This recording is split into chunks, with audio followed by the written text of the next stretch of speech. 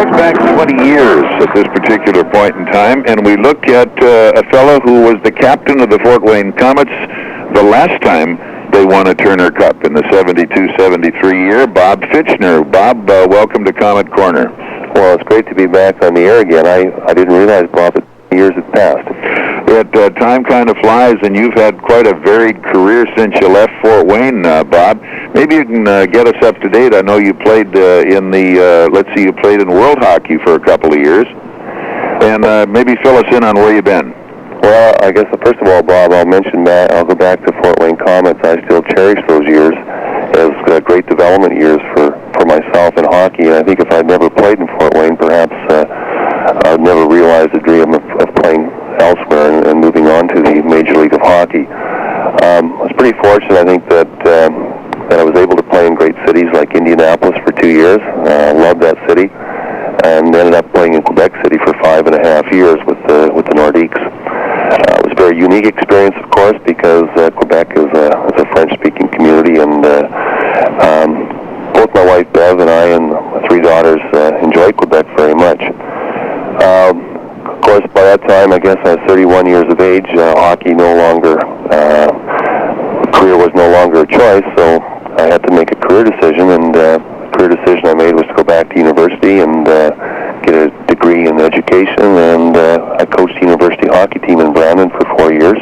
Thoroughly enjoyed it. And the past 8 years, Bob, I've been living in Carman, Manitoba, a small town outside of Winnipeg, and it's been a great place to raise my children. And, of course, I know there are a lot of memories conjured every time I think about Bob Fitchner and the Fort Wayne Komets. And a lot of the guys who were a part of that team are still in the area and around, and we hear from them. And I guess one of the fellas that we miss not having seen here in the past couple of years would be you at some old-timers functions.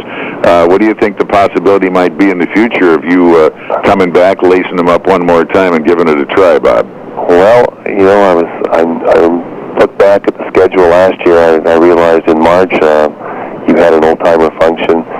Unfortunately, my job doesn't allow me to get away on weekends. It's just too great a distance to travel.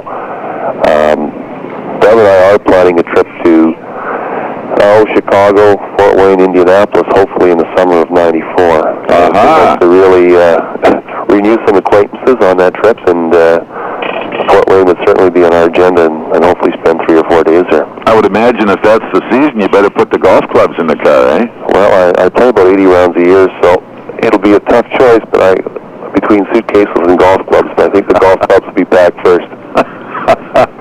Any highlights that really stand out in your mind, Fitch? I know it was an incredible year to bring a Turner Cup back here, and I know I spoke with you when you were down playing with the Racers in Indianapolis, and it was quite a transition. And I think it was the night that you were playing, in fact, Winnipeg, and we talked about Bob Fitchner and toughness, and a comment you made to me at that time was, Bob, there's no such thing as being tough, because everybody's tough at this level. And I guess that's kind of the way it was, eh?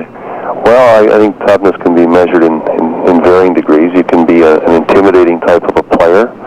I think I had a lot of respect for those Winnipeg players at that time, Alf Nielsen and Anders Hedberg. They were tough because they took a lot of physical punishment, and they played the same game in and game out. For me, for Fort Wayne, I guess, for memories, of all my years in hockey, I don't think I ever played on a team that was closer and had more fun and camaraderie and togetherness than that edition of the Fort Wayne Komets. Yeah, we still kind of look back at all the highlights and the funny things that happened, and I think one of the things that always stood out for me was after the championship game, coming back on the bus and watching Wayne Ego just sit there with his arms wrapped around the Turner Cup like he was mesmerized. Yeah, that was quite a moment. Wayne, of course, had played internationally. That was, I would imagine, Wayne's 4th or 5th year. Yeah. This Comet Cup, or the Calder Cup, pardon me. Turner Cup. There's been so many different outfield Calders, etc. It was certainly very special for Wayne, and as it was for all of us. Many of the members of that team probably never won a cup after that. Well, you know, a significant thing this year, and this may bring back a memory, when they announced the the I.H.L. All-Star team, the Fort Wayne Komets did not have one person on that All-Star team, and that happened to be one of our rallying cries in 72, 73. We had some pretty fair players, and not one of our guys ever made the team that year, and we won it all. Yeah, and I think that was just, just showed that we were I think we had a tremendous amount of depth and character in that particular hockey club. Some of the guys in that team, I haven't seen Brian Walker since 1974, so I guess 75 when I was in Edmonton.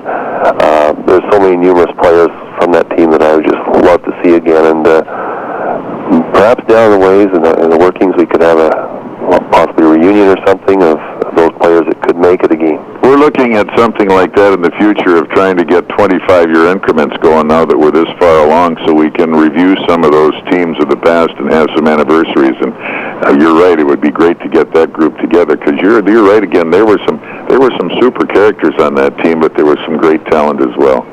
Yeah, it was one of those years that you sort of